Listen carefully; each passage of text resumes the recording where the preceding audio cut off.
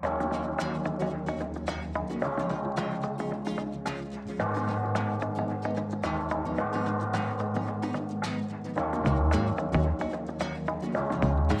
tirrakkomanda li inti segwi dawn it-tips biex tipproteġi lilek innifsek meta tuża l-ATM. Aħseb dwar is-sigurtà personali tiegħek meta tuża ATM. Ħafna ATMs jagħtu flus kontanti u ħafna jaċċettaw depositi. Għalhekk għandek tkun attent u konxju tal-inħawi tiegħek irrispettivament minn fejn jew meta tuża ATM. Meta tkun waħdek, evita li tuża ATM f'żoni barra mit-triq jew abbandonati. Usa ATMs li jinsabu f'banek jew supermarkets fejn hemm nies oħra fil-viċin. Usa ATMs f'żoni pubbliċi imdawlin sew. Kun konxju tal-inħawi tiegħek meta tiġbed il-fondi. Jekk tinnota xi ħaġa barra minn normal, mur lura aktar tard jew uża ATM ieħor. Jekk jidher li xi ħadd babas l-ATM, tużaħiex. Dan jista' jfisser li xi ħadd waħħal skimmer mal-ATM biex jisraq id-dettalji tiegħek. Jekk persuna suspettuża toffri biex tgħinek tuża l-ATM, irrifjuta u itlaq. Meta tittajpja l-PIN tiegħek, għati t-tastiera sabiex ħadd ieħor ma jaraħx. Wara li tlesti t-tranzazzjoni tiegħek, ftakar li tneħħi il-kard tiegħek, il-flus kontanti u kwalunkwe dokument stampat bħal riċevuti jew statements. Poġġi il-flus u l-kart tal-ATM il-bot qabel ma titlaq mill-ATM, dejjem evita li turi flus kontanti tiegħek. Dejjem verifika li l-ammont li irterajt jew iddepositajt jaqbel mal-ammont stampat fuq l-irċevuta tiegħek.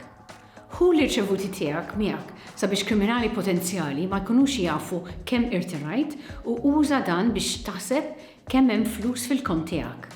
Meta tuża ATM drive-in, żomm il-bibien tal-karozza tiegħek imsakra u il-magra tiegħek taħdem.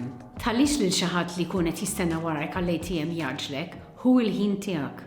Gemma tirrakkomanda li inti segwi dawn it-tips biex tipproteġi lilek innifsek meta tixtri bil-kart tal-kreditu online. M'għandekx tixtri fuq l-internet kart tal-kreditu jew kart tad-debitu tal-valur qori bħal gold card.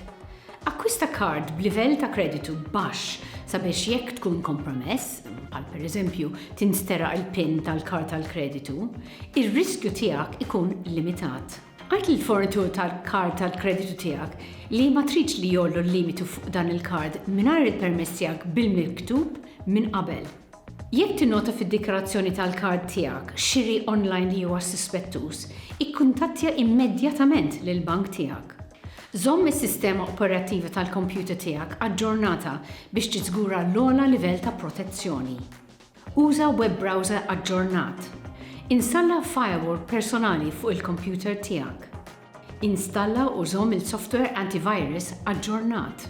Evita li tniżel programmi minn sorsi mhux magħrufa. Qatt tuża n-numru tal-ID tiegħek bħala username tiegħek biex tiffirma f'kontijiet online. Qatt tissettja il-username tiegħek biex ikun l-istess bħall-password tiegħek. Ipproteġi l-passwords tiegħek online. Tiktibhomx u tagħtihom lil ħadd. Uża websites siguri u encryptida transazzjonijiet u xiri. Dejjem illogja l barra minn website bankarja, tal-kummerċ elettroniku jew tan-negozjant li tkun żort. Jekk ma tistax tillogja l barra, itfi l-kompjuter tiegħek jew għamel restart. Għalaq kompletament il-kompjuter tiegħek meta ma tkunx qed tużah. Tħallih sleep mode.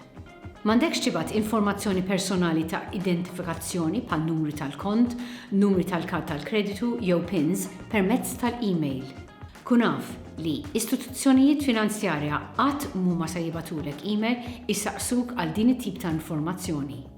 Qatt tniżel files jew tikklikkja fuq hyperlinks f'emails minn nies jew kumpanija li ma tafx.